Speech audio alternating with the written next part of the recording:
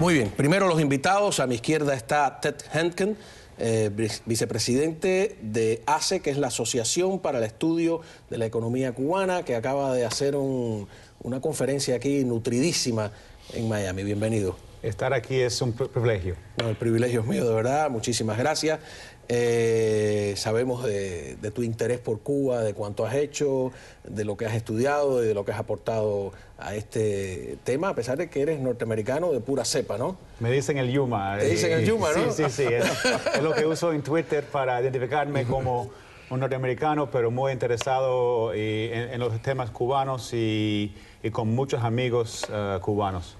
Cómo no, a mi derecha, no sé si conoces a Juan Antonio Madrazo, que es coordinador nacional del CIR, que es el Comité Ciudadano por la Integración Racial en Cuba, un activista de derechos humanos sumamente reconocido, que es la segunda vez que estás aquí. La segunda vez, muchas gracias en nuestro programa, así que invitarme al espejo. No, gracias a ti, de verdad, es un verdadero placer. Y tenemos aquí a Lucas Garve, que fue periodista independiente dentro de Cuba, con una larga trayectoria y que ahora trabaja con nosotros aquí en El Espejo, y le he pedido que se vuelva a poner frente a la cámara porque lo hace muy bien, Lucas. Buenas noches, es un gusto estar aquí con todos ustedes. ¿Cómo no? Bueno, vamos a empezar por este tema increíble, ¿no? De cómo pasa el tiempo, que ya hace 20 años del maleconazo, que empezó con las salidas primero de las lanchas y después produjo todo Guantánamo, el éxodo, etcétera, ¿no? Pero quiero compartir con ustedes unas fotografías.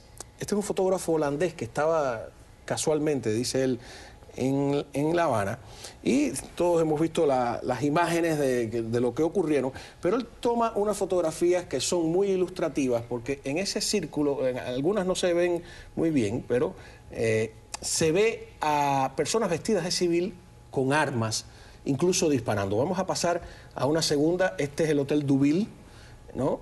Esos dos, fíjate, hemos tenido que hacer que están disparando hacia arriba del hotel. Una cosa totalmente llamativa. Fueron primera plana del Herald en su época. Este es otro de los jóvenes, pelado tipo Minin. No podemos identificarlo. 20 años después seguimos sin saber exactamente quiénes son. Y aquí vienen junto a policías, a guardias, a miembros del Ministerio del Interior, por el uniforme en aquella época sobre todo se diferenciaban bastante de las FARC. Y este otro que está disparando, aquí quizás se ve con mucha más claridad. Bien, ¿por qué de tantas cosas que hay que decir del 5 de agosto yo saco esto? Porque permanentemente sale a la discusión el tema de si serían capaces o no de disparar las fuerzas que se supone son del orden en Cuba contra la población. Y yo me digo, no, aquí dispararon. Hay videos donde se oyen los disparos, ¿no? ¿Cómo recuerdas tú el 5 de agosto? ¿Estaba cerca? Bueno, primeramente, como tú, generalmente, como decías anteriormente, el maleconazo fue un rayo de esperanza. Generalmente fue todo un movimiento espontáneo que surgió desde la propia sociedad cubana, desde esa Cuba profunda y particularmente en esa área Centro Habana, Habana Vieja, donde generalmente en ese momento se estaba acentuando la desigualdad en la sociedad cubana.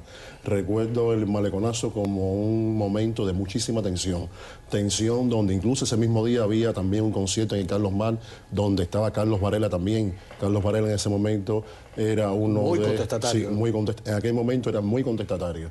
Y recuerdo que, por ejemplo, en el Carlos Mar habían tomado todas las medidas, la seguridad del Estado, la policía, y habían movilizado todos sus efectivos. Voy a decir, ya se había corrido por toda La Habana todo este movimiento espontáneo. Entonces hubo un movimiento espontáneo que generalmente surgió desde esa ciudadanía, desde esa Cuba profunda, donde generalmente lo otro es que, por ejemplo, muchos de los que se movilizaron en todo ese movimiento contestatario, muchos eran afrodescendientes. Generalmente... Claro, en el video se ve claramente. Era el momento en que en la isla se había sentado la desigualdad, estaba la penalización del dólar, pero también fue un momento de mucha tragedia también y de mucho desgarramiento en el entorno familiar. Por ejemplo, me recuerdo yo que después que se dio a raíz del maleconazo la decisión de todo el que se quisiera ir de Cuba, por ejemplo, vi madres solas montándose en una balsa, amigos que se perdieron, amigos que más nunca volvimos a encontrarnos. Fue un momento bastante desgarrador. Cómo no. Ted, antes de pasar contigo, yo tengo unos pequeños comentarios que quiero compartir de TV Martí, donde, bueno, hablan del maleconazo, lo recuerdan, pero hay una joven, una mujer, que dice algo curioso sobre la actualidad de ese problema, a ver si estás tú de acuerdo o no con él. Vamos a escuchar. Mi mamá vive ahí, en Malecón, en el Crespo. Y yo ese día estaba visitando a mi mamá y entonces sentí todo el estruendo de la punta. Iba caminando del barrio de la punta para allá, para Galeano, para allá, para la calle Galeano y Malecón.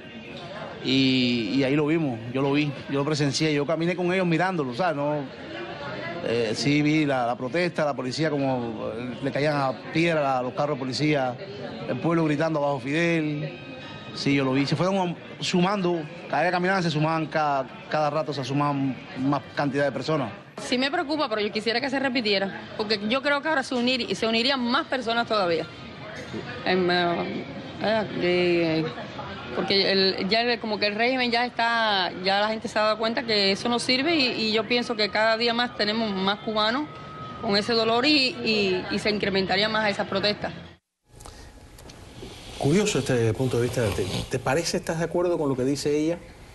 Bueno, en algún sentido ya hemos visto 20 maleconazos en el sentido de desde 1994 hasta la fecha, los 20 años, hemos recibido en Estados Unidos un número récord de migrantes. Entonces, yo creo que si abren las fronteras de Cuba, quizás no veríamos lo mismo, porque desde entonces hasta ahora hemos visto un flujo enorme, como 3 o 4 Marieles, en el sentido del número de cubanos que han salido de Cuba. Y ahora, desde hace un año, como cambiaron la ley en Cuba, eso va a seguir creciendo.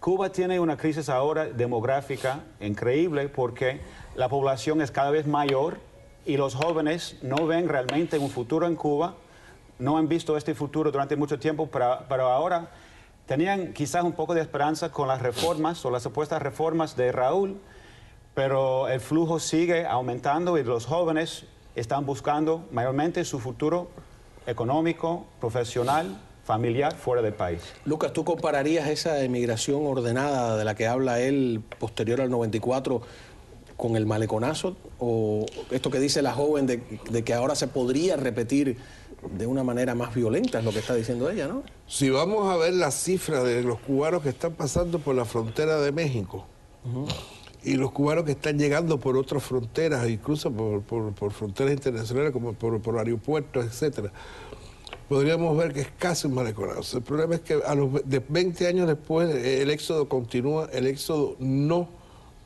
cesa, y esto indica que es que las medidas del famoso régimen de Raúl Castro, con todas las reformas, todas las esperanzas, todos los puertos del Mariel que se están construyendo, los superpuertos, nada van a cambiar. Pero el maleconazo no tenía un ingrediente no migratorio. El maleconazo en aquel momento, generalmente, bueno, el punto de partida fue todos los incidentes que se dieron alrededor del remolcador Pero no tenía un sabor a revuelta política. Tenía también un sabor a revuelta política, había mucho, es decir, generalmente había un buen descontento en la población cubana y particularmente a partir, bueno, de medidas como la penalización de la divisa, las desigualdades que se habían acentuado en la propia sociedad cubana. Pero viendo también las fotos que nos mostraste aquí del holandés, generalmente ese día estaban dispuestos a matar. Generalmente yo particularmente recuerdo cómo a las 9 de la noche estaba sentado en mi casa allá en el Vedado, 23, sobre las 9 de la noche estaba hablando Fidel Castro y en la Alameda de Paula se dio un incidente y casi por delante de la puerta de mi casa. Nunca había visto eso, es decir, en los 30 y pico de años que llevaba yo de vida, nunca había visto yo pasar las tropas especiales de las Fuerzas Armadas en Minin con unos jeeps descapotados con cañones dispuestos a todo, ¿no? Dispuestos a todo. Me tengo que ir a una pausa, disculpa, entonces lo que ibas a decir. Y además tenemos pendiente todavía el tema de la USAID, ¿no? Espero que nos dé tiempo, en el corto tiempo, valga la redundancia del programa. Regresamos enseguida, el tema es interesante, los prometo.